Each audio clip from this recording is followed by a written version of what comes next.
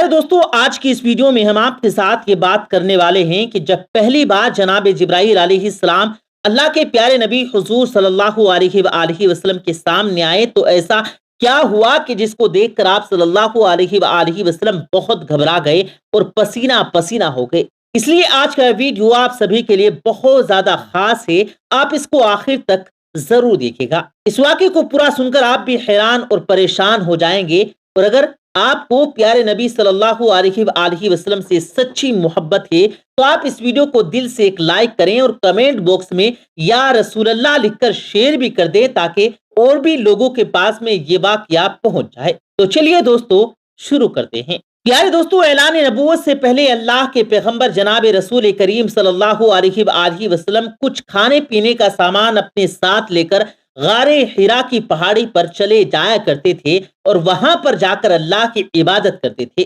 یعنی کہ اللہ کی عبادت میں مشغول رہتے تھے۔ یہ سلسلہ کافی دنوں تک ایسے ہی چلتا رہا۔ کافی دنوں تک آپ اسی طرح غار حرا کی پہاڑی پر جا کر اللہ کی عبادت کرتے رہے۔ ایک مرتبہ اللہ کے پیغمبر جناب رسول کریم صلی اللہ علیہ وآلہ وسلم غار حرا کی پہاڑی پر اللہ کی عبادت میں مشغول تھے۔ اتنے میں آپ کے پاس میں جناب جبرائیل علیہ السلام اپنی اصل شکل و صورت میں آپ کے پاس تشریف لائے، یعنی کہ اچانک جبرائیل علیہ السلام آپ کے سامنے نازل ہو گئے۔ ہم آپ کو بتا دیں دوستو کہ یہ جبرائیل علیہ السلام اللہ کے سارے فرشتوں کے سردار ہیں، اور جناب جبرائیل علیہ السلام کی طاقت اتنی ہے کہ اگر جبرائیل اپنا ایک پر پھیلا دیں تو مشرق سے لے کر مغرب تک اس پوری دنیا کو ڈھانپ لیں، یعنی کتنا بڑا جناب جبرائیل علیہ السلام کا ایک پر ہے، اور جناب جبرائیل کے اس طرح کے 70,000 پر ہیں۔ اب آپ سوچئے کہ حضرت جبرائیل کے کتنے زیادہ بڑے پر ہوں گے۔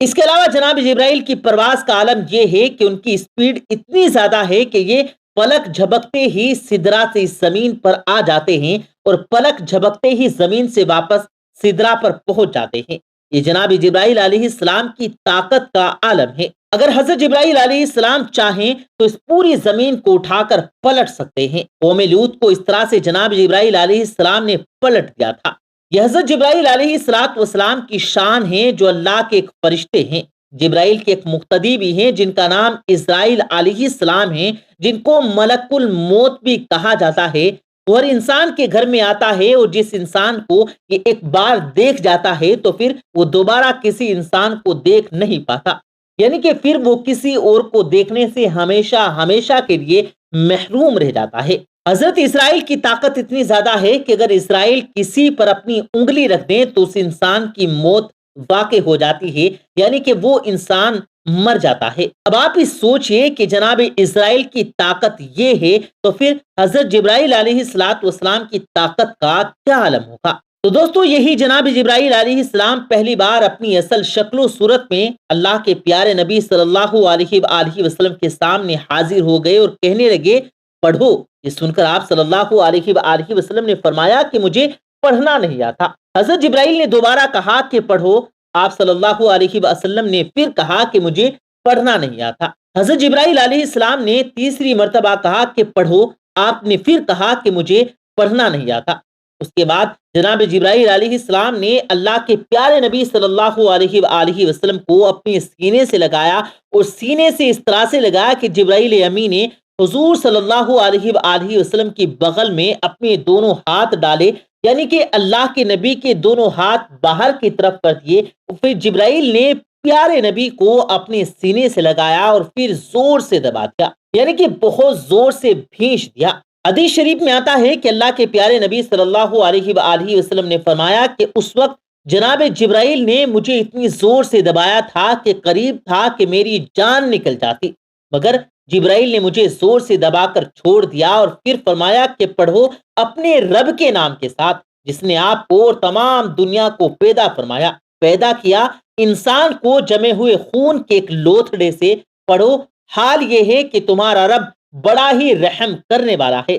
پھر اللہ کے پیارے نبی صلی اللہ علیہ وآلہ وسلم پڑھنے لگے، اور پھر آپ بہت گھبرائے ہوئے غار حرا کی پہاڑی سے اتر گئے اور پھر اپنے گھر آ گئے۔ یعنی کہ یہ واقعہ ہونے کے بعد اللہ کے نبی صلی اللہ علیہ وآلہ وسلم گھبرائے ہوئے اپنے گھر تشریف لائے۔ اس وقت آپ کا بدن کانپ رہا تھا جس طرح سے انسان کا بدن سخت سردی میں کانپتا ہے، یعنی کہ اس وقت آپ بہت زیادہ سخت خوف کی حالت میں آ گئے تھے۔ آپ صلی اللہ علیہ وآلہ وسلم بہت زیادہ گھبرائے ہوئے اپنے گھر آئے اور اپنی زوجہ محترمہ حضرت خدیجہ رضی اللہ تعالی عنہا سے فرمانے لگے کہ چادر لاؤ اور مجھ کو چادر اڑا دو۔ حضرت خدیجہ چادر لے کر آئیں اور پھر آپ وہ چادر اوڑھ کر سو گئے۔ اس کے کچھ دیر کے بعد آپ صلی اللہ علیہ وآلہ وسلم کے اوپر سے خوف کے اثرات کم ہوئے تو آپ نے اپنی زوجہ حضرت خدیجہ رضی اللہ تعالی عنہا کو یہ تمام واقعہ بیان کیا، یعنی کہ غار حرا کی پہاڑی میں جو بھی آپ کے ساتھ واقعہ پیش آیا وہ تمام واقعہ آپ نے حضرت خدیجہ کے سامنے بیان کر دیا۔ یہ واقعہ سن کر حضرت خدیجہ نے فرمایا آپ کے اوپر یہ کوئی شیطانی کام نہیں ہو سکتا، کیونکہ آپ نے تو ہمیشہ غریبوں کی مدد کی ہے، آپ نے تو ہمیشہ بیواؤں کو سہارا دیا، آپ نے تو ہمیشہ یتیموں کو سہارا دیا، آپ نے ہمیشہ بے سہارا لوگوں کی مدد کی، اسی لیے آپ کے ساتھ میں اللہ تعالیٰ کبھی کچھ غلط نہیں کر سکتا۔ آپ کو اللہ کبھی بھی اس طرح ضائع اور برباد نہیں کرے گا۔ اس کے بعد دوستو حضرت خدیجہ رضی اللہ تعالی عنہا اللہ کے پیارے نبی صلی اللہ علیہ وآلہ وسلم کو ساتھ لے کر اپنے چچا زاد بھائی حضرت براق ابن نوفل کے پاس پہنچی، جو کہ اس وقت یہودیوں کے ایک بہت بڑے عالم ہوا کرتے تھے۔ یہ اصل میں پہلے مشرک تھے، یعنی کہ بت پرست تھے، لیکن یہ بہت ہی زیادہ تعلیم یافتہ تھے، اس لیے بعد میں انہوں نے نصرانیت کو قبول کر لیا تھا، کیونکہ اس وقت عیسائی دھرم برحق تھا، اسی لیے انہوں نے اس دھرم کو قبول کر لیا تھا،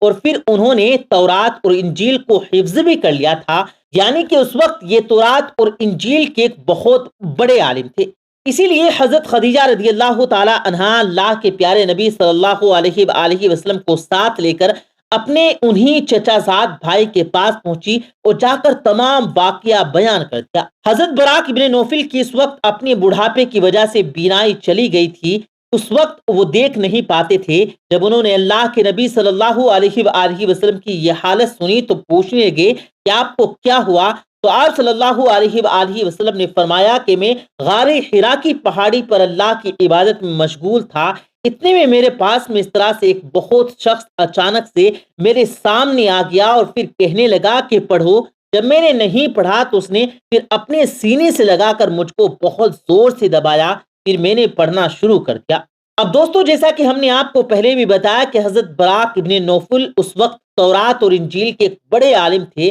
اسی لیے وہ اللہ کے آخری نبی کے آنے کی تمام نشانیوں کے بارے میں اچھی طرح سے جانتے تھے۔ اسی لیے وہ یہ سن کر کہنے لگے کہ اللہ کی قسم جو بھی آپ کے پاس میں آیا تھا یہ وہی اللہ کا فرشتہ تھا جو حضرت موسیٰ اور حضرت عیسیٰ علیہ السلام پر نازل ہوتا تھا۔ ان کے جو فرشتہ حضرت موسیٰ اور عیسیٰ کے پاس آتا تھا وہی فرشتہ آپ کے پاس میں آیا تھا، اور ان قریب آپ کی قوم آپ کو آپ کے علاقے سے آپ کو اپنے شہر سے باہر نکال دے گی، کیونکہ آج تک جس نے بھی حق کا علم بلند کیا، جس نے بھی آج تک نبی اس دنیا میں آئے ہیں، ان سب کو اسی طرح سے سزا دی گئی، کیونکہ حضرت براق ابن نوفل تورات اور انجیل کے بہت بڑے عالم تھے، اسی لیے اللہ کے وہ آخری نبی کے آنے کی تمام نشانیوں سے اچھی طرح سے واقف تھے، اسی لیے انہوں نے یہ تمام باتیں آپ کو بتا دی، اور وہ اس سے پہلے حضرت خدیجہ سے بھی یہ سن چکے تھے کہ وہ پیغمبر جناب رسول کریم صلی اللہ علیہ وآلہ وسلم سے نکاح بھی اس لیے کیا تھا کہ آپ دیانت دار ہیں، آپ امانت دار ہیں۔